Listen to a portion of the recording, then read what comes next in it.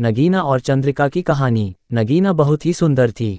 उसकी सुंदरता की चर्चा पूरे नागलोक और आसपास के इलाकों में थी।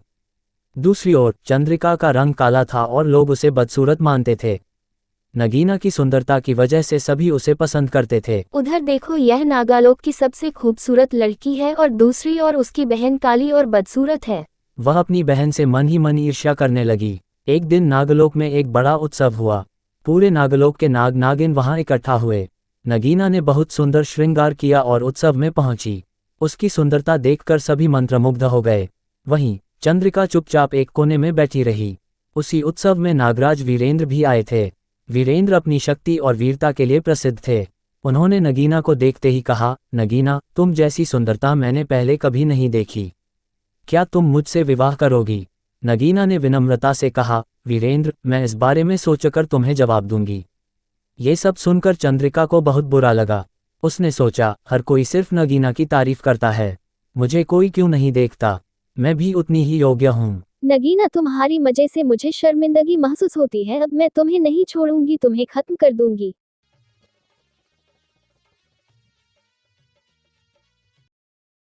चंद्रिका ने एक गुप्त मंत्र सीखा था जिससे किसी का भी रूप बदला जा सकता था।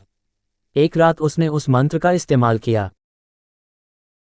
बाहर आओ नगीना, अब मैं तुम्हें नहीं छोड़ूंगी। तुम्हारे मजे से मैं हर जगह शर्मिंदा होती हूँ। अब मैं अपने जादुई मंत्र से तुम्हारी सुंदरता छीन लूंगी। ओम क्लीं क्लीं भट स्वाहा। उसने नगीना का रूप चुरा लिया और नगीना को एक साधारण नागिन में बदल दिया। अगले दिन चंद्रिका नगीना के रूप में वीरेंद्र के पास गई और कहा, वीरेंद्र, मैंने तुम्हारे विवाह प्रस्ताव को स्वीकार कर लिया है। वीरेंद्र बहुत खुश हुए और बोले, यह मेरे जीवन का सबसे बड़ा सौभाग्य है।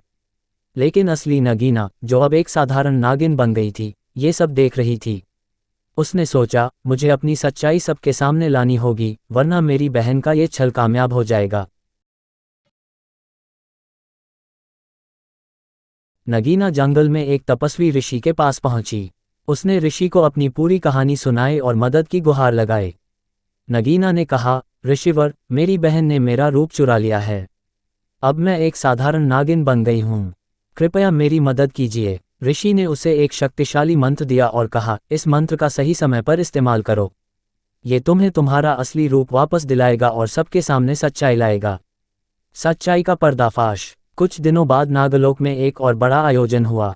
इस बार चंद्रिका नगीना के रूप में वहां मुख्य अतिथि बनकर पहुंची। असली नगीना ने भी वहां जाने का फैसला किया।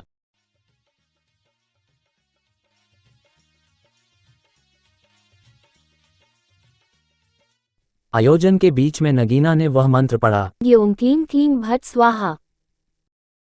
जैसे ही मंत्र का प्रभाव हुआ, चंद्रिका का असली रूप सबके सामने आ गया। सभी लोग हैरान रह गए।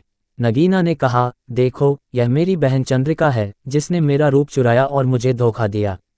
वीरेंद्र ने गुस्से से कहा, चंद्रिका, तुमने इतना बड़ा छल क्यों किया? ये बहुत गलत है। चंद्रिका ने शर्मिंदा होकर कहा, मुझे माफ कर दो। मैं ईर्ष्या के कारण ये सब कर बैठी। मुझे अपनी गलती का एहसास हो गया है। कहानी का अंत। वीरेंद्र ने चंद्रिका को नागलोक से बाहर जाने का आदेश दिया। उन्होंने नगीना से कहा, नगीना, तुम सच्चाई और अच्छाई का प्रतीक हो। क्या तुम मुझसे विवाह करोगी? नगीना ने मुस्कुराते हुए कहा, वीरेंद्र, मैं तुम्हारे प्रस्ताव को खुशी से स्वीकार करती हूँ। इसके बाद नगीना और वीरेंद्र का विवाह धूमधाम से हुआ।